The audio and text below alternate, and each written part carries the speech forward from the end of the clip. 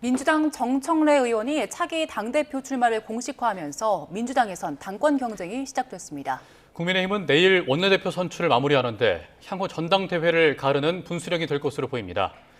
박성민 전 더불어민주당 최고위원, 이준우 국민의힘 대변인과 함께 관련 내용 짚어보겠습니다. 두 분 어서 오십시오. 어서 오세요. 네, 민주당에서는 이제 본격적으로 당권 경쟁에 막이 올랐습니다. 화면 먼저 보고 이야기 이어가겠습니다. 이재명 대통령과 한 몸처럼 행동하겠습니다. 이재명 대통령의 운명이 곧 정청래의 운명입니다. 이재명이 정청래이고 정청래가 이재명입니다. 주변의 의견들도 상당히 많이 있어서 솔직히 고민하고 있는 것은 사실입니다. 네. 네, 일단 당대표 출마 선언이 유력한 두 명의 목소리 들었는데요. 일단 정청래 의원은 출마를 선언했는데 오늘 그 출마 선언 모습은 어떻게 들으셨어요? 일종의 이제 선점 효과를 누리시려고 하는 것 같습니다. 그러니까 굉장히 이제 뭐 과방위원장이나 법사위원장, 중책을 국회에서 맡으면서 굉장히 좀 선명성을 많이 당원들에게 보여줬다, 국민들에게도 그런 부분을 많이 강조했다 이렇게 볼 수 있는 이제 풍부한 정치 경험을 가진 의원이라고 볼 수 있겠는데요. 일단 지금 민주당 같은 경우에는 전당대회가 8월로 예정이 되어 있습니다만 내일 이제 전당대회 준비위원회가 오후에 회의를 열고 일정을 당기는 부분에 대해서 논의를 한다라고 하고요. 지금 당내에서는 어쨌든 지금 이재명 정부 초기인 만큼 정부를 성공적으로 뒷받침하기 위해서는 당대표의 공백이 길어져서는 안 된다라는 공감대가 있는 상황입니다. 그렇기 때문에 예상해 보건대 아마 최대한 빠른 시일 내에 당대표를 선출하기 위한 전당대회를 열자라는 공감대와 실질적인 이 추진 계획이 발표될 가능성이 높고요. 이런 상황을 아마 당대표를 출마하고자 하는 분들이 모르시지는 않을 것 같고 먼저 선제적으로 출마 선언을 함으로써 본인을 한 번 더 어필하는 그런 효과를 누리려고 한 것이 아닌가라는 생각이 들기 때문에 박찬대 전 원내대표 같은 경우에도 퇴임 기자회견에서 어느 정도 의사를 표한 만큼 두 분의 출마가 거의 확실시 됐다라고 봐야겠고 이 외에도 전당대회 일정이 정해지고 나면 출마 선언을 할 의원들도 분명히 존재할 것이기 때문에 이 부분을 좀 지켜봐야겠습니다. 네, 정청래 의원의 출사표 던지면서 이재명이 정청래고 정청래가 이재명이다 이런 얘기 했는데 어떻게 들으셨어요? 본인이 이재명 대통령의 그림자라는 것을 자인을 이제 한 거죠. 이게 아마 야당일 때는 굉장히 도움이 됐을 겁니다. 야당일 때는요, 여당과 힘 있는 여당과 싸워야 되니까 같은 정치적 동지로서 효과가 분명히 있었을 겁니다. 하지만 지금 이제 이재명 당시 야당 대표는 이제 대통령이 됐습니다. 그리고 당은 여당으로 바뀌었습니다. 그렇다 그러면 3년 동안 야당을 이끌던 이재명 대표의 빈자리에 대해서 평가가 새로운 기대감, 새로운 리더십에 대한 기대감도 있을 거고요. 또 3년 동안 이재명 대통령이 이끌었던 선명한 야당으로서 일극 체제에 대해서 굉장히 피로감을 느끼는 그런 의원들도 있을 겁니다. 그런 상황에서 또다시 이재명 시즌2를 내세우는 이런 이제 일성에 대해서는 과연 민주당에 있는 의원들이 어떻게 생각할 것인지 조금 의아한 면이 있습니다. 그래서 너무 센 발언, 그러니까 본인은 이재명 대표의 강성 지지층을 흡수하기 위한 발언을 했지만 너무 차별하고 없는 이제 이런 발언은 오히려 또 이제 3년째 지금 이재명의 정당이 4년, 5년째 이어질 수 있다는 이런 인상을 주기 때문에 결코 좋은 이제 메시지만은 아닐 것이다 그렇게 평가합니다. 네, 정청래 의원이 출마를 하면서 그 법사위원장직을 이제 내려놨지 않습니까? 근데 통상 상임위원장직은 2년인데 1년만 하고 내려놨단 말이죠. 국민의힘에서는 다음이지 이제 야당 몫이었으니까 법사위원장직을 달라 이런 식으로 이야기를 하고 있는데 어떻게 될 거라고 보십니까? 일단은 근데 이 부분에 대해서는 김병기 원내대표께서 명확하게 선을 그었습니다. 2년 주기로 이제 상임위원장이 교체되는 것이 통상의 원칙이기 때문에 지금 당장 어떤 조기 대선으로 인해서 국민의힘이 여당에서 야당이 됐다라는 이유로 법사위원장을 넘겨달라라는 주장에 대해서는 동의하기 어렵다라고 보고 있고요. 이 부분에 대해서 명확하게 선을 그었습니다. 저는 아무래도 당장 이제 법사위원장 자리를 달라고 하는 것이 이제 야당이 되었기 때문에 견제할 수단을 달라라는 주장으로 보이는데 사실 지금 대선 과정에서 보여줬던 국민의힘의 입장이라든지 대선 패배 이후에도 보여주고 있는 국민의힘의 입장을 보면 여전히 어떤 성찰이나 반성보다는 이재명 대통령에 대한 네거티브를 일관하려는 입장이 계속해서 유지되고 있다 이렇게 보고 있습니다. 그렇기 때문에 종국에는 법사위원장 자리를 달라고 하는 것이 어떤 건강한 견제와 생산성 있는 국회를 만들겠다라는 목적보다는 이재명 정부를 발목 잡기 위한 목적이 두드러져 보이고 그리고 앞서 말씀드렸듯이 2년 주기로 교체되는 상임위원장의 자리를 고려해 볼 때 당장 국민의힘의 어떤 요구사항에 대해서 응하기가 어렵다라는 게 지금 민주당의 입장으로 보시면 될 것 같습니다. 예. 근데 이 외에도 사실 꼭 법사위원장 자리를 줘야만 이 국회 내에서 여야 간의 원활한 대화가 되는 것은 아니거든요. 김병기 이 새로 선출된 신임 원내대표께서 뭐라고 말씀하셨냐면 이제 곧 이제 국민의힘 역시도 원내대표 선거를 하기 때문에 국민의힘의 원내 지도부가 정해지고 나면 상견례 자리가 있을 거고 그 자리에서 그 만남의 자리를 좀 정례화하는 것을 논의해 보려고 한다라는 취지의 말씀을 하셨어요. 그러니까 여야 지도부가 원내 지도부가 정기적으로 만나는 자리를 만들겠다라는 취임 일성을 보여주셨기 때문에 저는 꼭 법사위원장 자리를 내어주지 않아도 어떤 여야 간의 원활한 대화는 원내 지도부 간의 충분한 협의와 대화가 있다면 가능할 것으로 보인다 이렇게 생각합니다. 그럼에도 불구하고 그 이제 의석수도 워낙 차이가 나고 민주당이 집권 여당이 됐기 때문에 국민의힘 쪽에선 견제할 수단이 필요하다는 입장인데 그런데 민주당 쪽에서 이거 법사위원장 자리 안 내주면 결국에 1년 더 하는 거 아닙니까? 야당일 때는 이제 국회를 견제하기 위해서 정부를 견제하기 위해서 법사위원장이 필요하다고 했었습니다. 근데 여당이 되고 나니까 이제는 발목 잡기를 하면 안 된다고 하면서 내줄 수 없다는 거. 이거 국민들 보기엔 좀 너무 염치가 없다라고 생각이 드는 거죠. 상황에 따라서 입장주의라 그러는데 상황에 따라 가지고 같은 사안을 두고 굉장히 다른 입장을 취하는 모습 굉장히 위선적이다 말씀을 드릴 수밖에 없고요. 지금 민주당의 핵심 논리가 그거였었습니다. 행정부를 견제하기 위해서 야당이 법사위 하는 거 맞다고 그랬었고요. 지금 그러면 여당으로 바뀌었다 그러면 다시 야당한테 주는 게 맞겠죠. 왜냐하면 본인들이 그 원리를 주장해 가지고 야당 법사위원장 가져갔지 않습니까? 자, 그렇게 된다면 만약 이렇게 여당이 법사위원장 계속 가지는 이런 상황을 유지하게 되면 이게 선례가 돼서 다음에 이제 국민의힘이 여당이 됐을 때 우리가 법사위원장을 주지 않고 가지고 있으면 뭐라고 하겠습니까?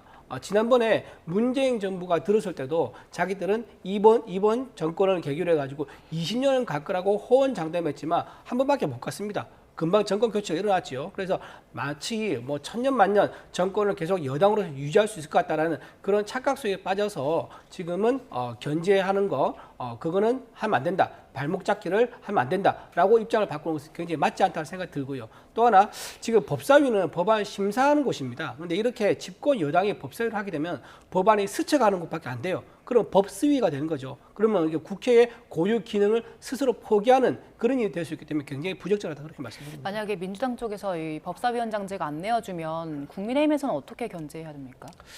뭐 그런 상황이 안 생기도록 최대한 협상을 해야 되죠. 상식적으로 뭐 누가 당 대표가 될지 모르겠지만 뭐 원내대표가 물론 협상한 것도 있겠지만 그리고 저는 국회의장이 좀 나서줘야 된다고 생각해요. 왜냐하면 우원식 국회의장이 10년 전에 민주당 대변인을 앉았었거든요. 그때 본인이 한 말이 지금도 방송 그 화면에 기록이 남아 있습니다. 법사위는 야당이 한 것이 맞다라고 우원식 국회의장이 본인이 그렇게 얘기를 했었어요. 그렇기 때문에 저는 우원식 국회의장이 나서서 협치의 원칙, 국회 삼권 분립의 원칙을 잘 정리를 해준다 그러면은 이 문제가 해결될 수 있지 않을까라 생각합니다. 네, 정청래 의원 외에 이제 박찬대 전 대표도 곧 출사표를 던질 것으로 전망이 되고 있는데 지금까지 이제 정청래 의원과 박찬대 전 원내대표가 두 친명계잖아요. 그러면 이제 당대표로 거론됐을 때 대통령의 의중이 중요해지는 겁니까? 그러니까 이게 대통령의 의중이 개입될 수 있는 선거는 저는 아닌 것 같아요. 왜냐하면 이제 어쨌든 당무에 개입하지 않는 것이 좀 건강한 정당과 대통령실의 관계를 유지하기 위해서는 중요한 부분이기 때문에 저는 윤 전 대통령의 전철을 밟을 일은 없다라는 말씀을 먼저 드려야 될 것 같고요.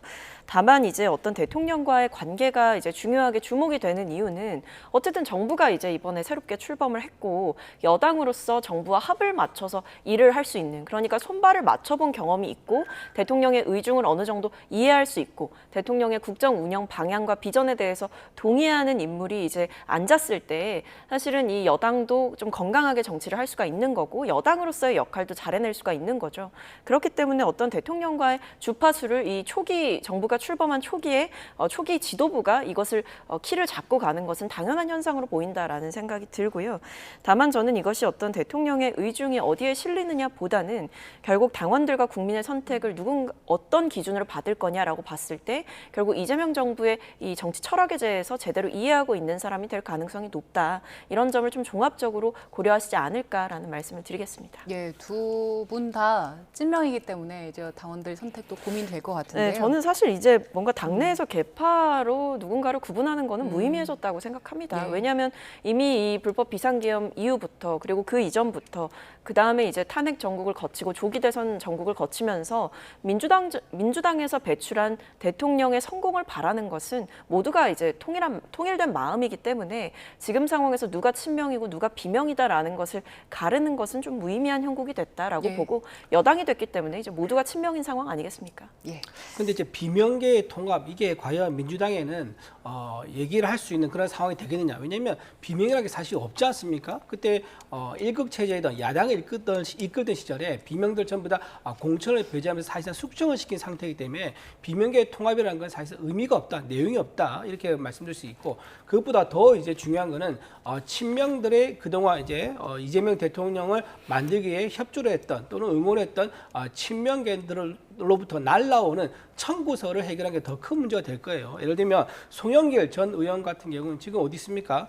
지금 본인이 지금 계양구를 내줘서 지금 이재명 대통령이 대통령까지 오를 수 있는 그런 계기를 결정적으로 말을 해줬지 않습니까? 근데 지금 본인이 감옥에 있습니다. 송영길 의원 측에서 나온 얘기가 벌써부터 이재명 대통령에게 사면시켜달라라고 얘기하고 있습니다. 그리고 조국 전 대표도 마찬가지죠. 조국 전 대표도 본인도 이번에 대선 후보를 안 냈으니까 나에게도 지분이 있다라고 하면서 사면시켜달라 얘기가 나오고 있는 거고요. 가장 중요한 사람은 이화영 전 경기부지사입니다. 이분은 지금 내가 이재명 대통령 대신에 감옥에 있다라고 생각하고 있을 겁니다. 근데 만약에 이분도 지금 자기 SNS 통해 가지고 사면에 대한 화두를 띄웠는데 이거는 사실상 사면에 대한 요청이자 사명을 들어주지 않을 경우 어떻게 하겠다는 협박일 수도 있는 거거든요. 이런 식으로 지금 친명계들 그러니까 이번 대선에서 조금이라도 공적이 있다는 사람들은 전부 다 청구서를 내밀고 있기 때문에 이 청구서를 어떻게 질서정연하게 해결하냐 이 문제가 오히려 더 큰 문제가 될 것이다 그런 봅니다. 사면 관련해서 말씀해 주셨는데 반박. 근데 저는 사면 논의는 일단 지금 정권 초기부터 나오는 거는 좀 부적절하다라는 생각이 들고 그리고 어떤 사면 추진에 대한 논의가 당사자들로부터 나오고 있다 혹은 이해관계자들로부터 나오고 있다라는 점에서 대통령실의 의중이라고 보기는 좀 어려울 것 같다라는 말씀을 드려야겠고요. 사면권은 어쨌든 전적으로 대통령의 권한이기 때문에 어떤 시기에 어떻게 사용할지는 지금 전혀 모르는 상황이고 전 대통령께서 지금 민생 회복에 그리고 경제 회복에 방점을 찍고 있는 상황인 만큼 그리고 외교적 현안이 산적한 상황인 만큼 오히려 말씀해 주신 특정인들로부터 날라오는 청구서를 해결해야 된다라는 말씀 주셨는데 오히려 윤석열 전 대통령이 남기고 간 이 청구서를 해결하는 것이 더 급선무인 상황이라서 그런 사면론이라던가 이런 부분에 대해서 대통령께서 관심을 쏟을 시간이 전혀 없다라는 말씀을 좀 드려야 될 것 같습니다. 그리고 어떤 당내 통합에 대해서 중대한 과제다라는 취지로 말씀을 주셨는데 저는 사실 이 부분도 대선 과정에서 이미 어느 정도 해결됐다고 생각해요. 예를 들면 박용진 전 의원 같은 경우에는 사실 이재명 대통령과 굉장히 대립각을 세웠던 인물 아니냐라고 좀 주목을 받았었는데 대선 과정에서 그리고 대선이 있기 전에 대통령과 한번 회동을 하셨었고요. 대선 과정에서 이재명 대통령의 당선을 위해서 누구보다 열심히 뛰셨던 분 중 한 분입니다. 선대위에서 직책도 맡으셨고요. 이뿐만 아니라 김경수 전 지사 역시도 경선 이후에 어떤 갈등이나 이런 거 전혀 없이 적극적으로 도우셨다라는 점도 얘기가 되고 있고 그뿐만 아니라 행안부 장관 물망에 올랐다라는 얘기도 있지 않습니까? 확인을 해봐야겠습니다만. 근데 이런 것들만 봐도 이미 선대위 과정에서 갈등을 봉합하고 충분히 당내에 어떤 화합이 이루어지고 있던 과정이 이미 진행되고 있었다라는 말씀드리겠습니다. 네, 이제 당대표는 곧 선출이 돼야 할 거고요. 원내대표는 이제 김병기 신임 원내대표가 됐죠. 김병기 원내대표가 첫 과제로 상법 개정안을 신속하게 추진하겠다고 얘기를 했어요. 그 이유를 보니까 코스피 5천으로 가는 데 있어서 이건 반드시 필요한 법안이다라고 얘기를 하는데 근데 상법 개정안은 국민의힘 쪽에서는 반대해온 법안이잖아요. 어떤 입장이세요? 코스피 5천을 가기 위해서 상법 개정이 필요하다. 그렇다 그러면 이거는 재계에서 먼저 환영할 일이죠. 근데 지금 재계 입장이 어떻습니까? 상법 개정안 반대하고 있습니다. 그러니까 민주당에서 생각하고 있는 상법에 대한 기대와 지금 재계에서 실물 경제를 현장에서 뛰고 있는 재계 입장과 굉장히 큰 괴리가 있다고 말씀드리고요. 물론 소액 주주의 권리를 보장하는 거 굉장히 중요합니다. 굉장히 중요한데 소액 주주의 권리가 자칫 너무 과하게 권리가 보장돼서 경영권에 직접적으로 개입하게 되는 이런 문제가 생기면 우리나라가 기업들이 정말 어려운 과정을 거쳐서 이렇게 경제 성장을 이끌고 있는데 과연 이게 경제 성장이 계속 지속될 수 있을까? 왜냐하면 이렇게 주주들이 소액 주주들이 이사직, 경영진들에게 직접 소송을 할 수 있는 상황을 만들어준다 그러면 경영진은 전부 다들 소송을 회피하기 위한 경영 판단을 할 수밖에 없을 거예요. 그러면 과감한 투자를 못 하겠죠. 예를 들면 이건희 전 회장 같은 경우는 반도체 투자를 할 때 모든 경영진들이 반대를 했었습니다. 왜냐하면 너무 이르다라는 판단이 많았었습니다. 하지만 과감한 경영권자의 결정으로 해서 반도체 투자를 했고 오늘날 우리나라 반도체 수출 규모가 어느 정도 됩니까? 전체 수출 규모의 21%가 무려 반도체에서 나오고 있거든요. 이런 혁신적인 결단을 내릴 수가 없는 거예요. 전부 다들 현상 유지만 할 수밖에 없는 경영 판단을 하게 되는데 기업에서는요. 현상 유지는 태보입니다. 다들 앞서가고 있기 때문에 자기도 앞서가야지 현상 유지가 되는데 현상 유지하지 않는 전부 다 몸을 사리는 이런 상황을 만든다 그러면은 기업들은 퇴보할 수 없기 때문에 굉장히 이거는 재계에 오히려 재계에 악영향을 줄 그런 안 좋은 입법이다라고 저는 생각합니다. 네. 네, 근데 일단 뭐 지금 김병기 원내대표께서 어떤 대통령께서 생각하시는 그 우선순위에 대해서 정확하게 이해하고 계신 것 같습니다. 일단 지금 이재명 정부가 출범하고 나서 3년 5개월 만에 코스피가 장중 2,900을 돌파를 했고요.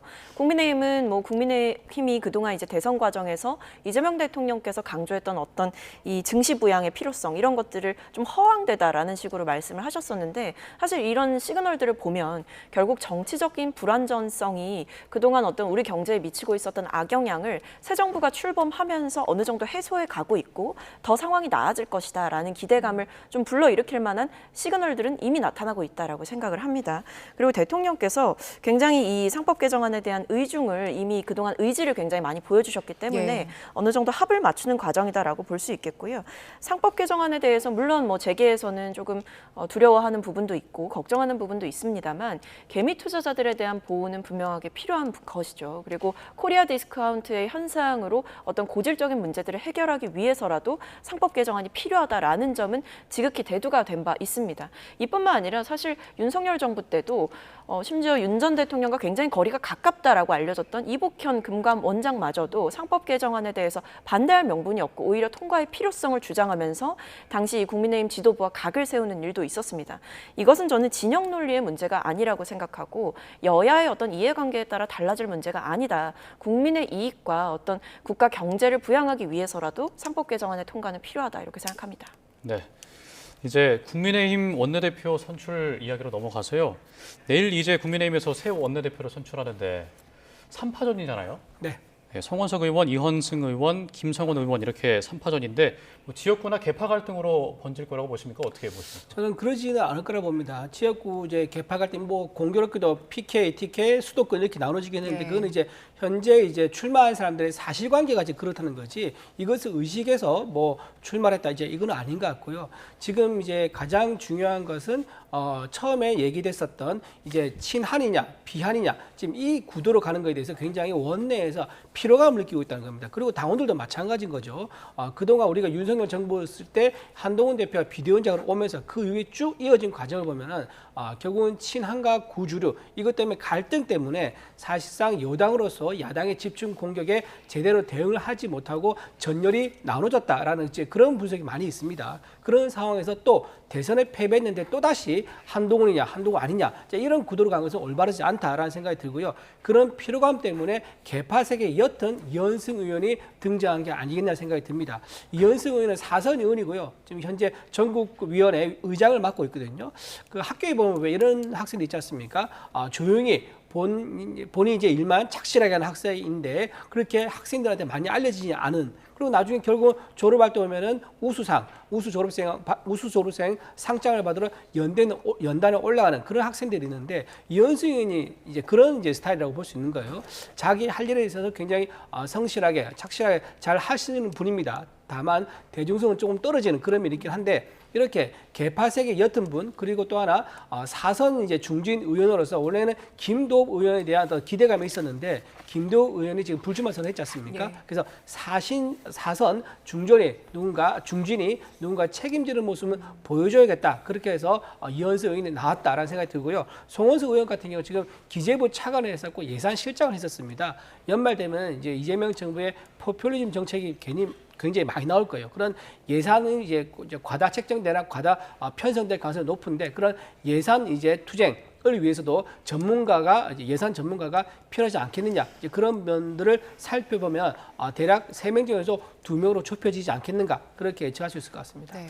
안철수 의원이요. 새 원내대표가 이제 특검 진행에 좀 협조를 해야 한다. 우리가 떳떳해야 남을 비판할 수 있다는 입장을 밝혔는데 지금 거론되는 그 3명의 후보들 일단 개파색은 였다고 평가를 받고 있잖아요. 앞으로 이제 누군가 원내대표가 됐을 때 민주당과 소통을 이어가야 할 텐데 어떤 원내대표가 좀 민주당과 소통에 능할 거라고 보세요?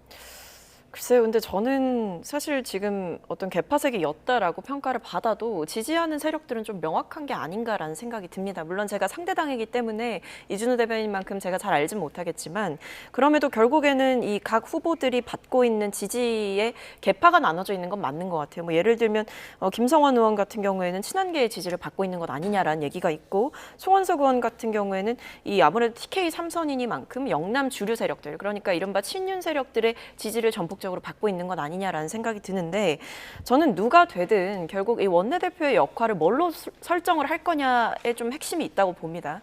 첫 번째는 이제 개혁으로 갈 거냐, 개혁 노선으로 갈 거냐, 아니면 기득권 연장의 노선으로 갈 거냐 이 두 가지에서 갈린다고 생각해요.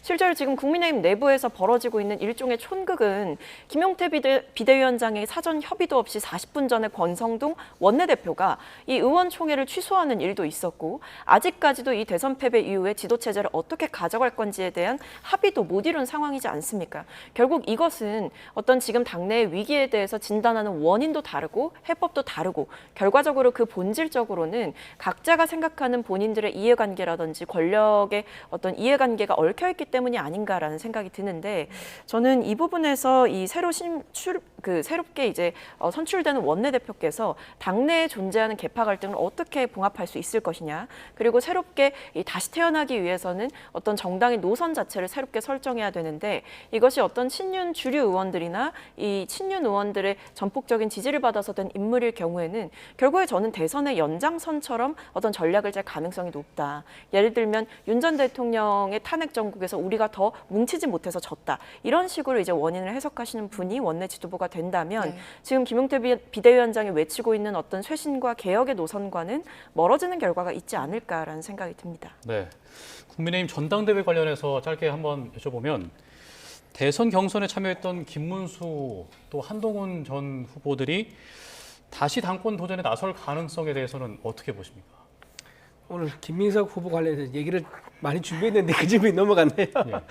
네, 지금 이제 한동훈 후보에 따라 좀 다른 것 같아요. 한동훈 후보가 만약에 출마한다, 당권에 도전한다 그러면 아마도 이제 한동훈 이제 후보가 이번에 나서는 걸 좀 막아야 되지 않겠느냐. 이런 이제 의견이 좀 많은 것 같아요. 그래서 제가 알기로는 한동훈 후보 측근들도 이번에 나가지 말자. 라는 의견이 좀 더 많다고 합니다. 6대4 정도 된다고 하고요. 또 밖에서 보기에도 매번 나오는 것처럼 실제 매번 나오는 거지 또 나오게 되면 그런 것들이 당원도 그렇지만 국민들도 피로감이 있어가지고 처음에 신선했던 이미지를 계속 이어가기가 어려울 거다라는 이제 의견이 있다고 합니다. 그리고 또 하나 문제가 만약에 나오게 된다 그러면은 대선 패배에 대한 책임 추구 문제가 아마 집중될 거예요. 한동훈 대표에게. 그런 문제도 있기 때문에 한동훈 대표가 과연 어떤 결정을 내릴지 좀 지켜봐야 될 것 같습니다. 예, 저희가 그 이제 인사청문 이야기는 좀 뒤쪽에 있어서 이야기를 나눠봐야 하는데 그 부분 짧게 하나씩만 질문 드릴게요. 일단 지금 김민석 후보자는 논란이 좀 여러 가지가 계속 불거지고 있는 상황이고 이한조 위원장까지도 부동산 의혹이 지금 나오는 상황이잖아요. 일단 야당 쪽에서는 철회해야 한다 이렇게 주장하고 있는데 어떤 입장이세요? 근데 일단 물론 이제 고위 공직 자리에 올라가신 분들이니만큼 그리고 국무총리라는 자리나 뭐 지금 이 이한주 위원장이 맡고 계신 자리가 다 하나하나가 굉장히 무거운 자리이기 때문에 어떤 날카로운 검증의 잣대가 필요하다라는 점에 대해서는 저도 동의를 합니다. 다만 이것이 지나친 정치 공방이나 네거티브에 활용되는 것은 좀 막아야 되지 않나라는 생각이 드는데요. 의혹의 실체를 좀 명확하게 규명할 필요가 있을 것 같습니다. 일단 저는 김민석 그 총리 후보자께서 내신 입장문을 보면 어느 정도 그동안 제기됐던 의혹들이 다 해소가 된다라고 봅니다. 뭐 예를 들면 대표적으로 아이의 교육비는 어떻게 하고 있느냐 이 부분에 대해서는 이 전 부인이 사실상 이제 부담을 하고 있다라고 간접적으로 말씀을 하셨고 이뿐만 아니라 이제 문제가 됐던 뭐 개인 간의 채무 예. 이 부분 역시도 전액 상환을 했고 이자까지 포함해서 상환을 했다라는 입장을 밝히신 바가 있고 충분하게 저는 지금 자료를 준비하고 계시다라고 알고 있거든요. 청문회 과정에서 보다 소상한 답변이 나올 것으로 예상이 됩니다만 뭐 논란이 되었었던 추징금 같은 경우에도 완납을 했다라고 이미 밝혀졌고 그뿐만 아니라 공적 채무 때문에 거기서 발생한 세금을 좀 변제하기 위해서 사적 채무가 발생을 했으나 그 부분 역시도 이 공적 채무를 우선적으로 갚고 나서는 다 전액으로 상환을 했다.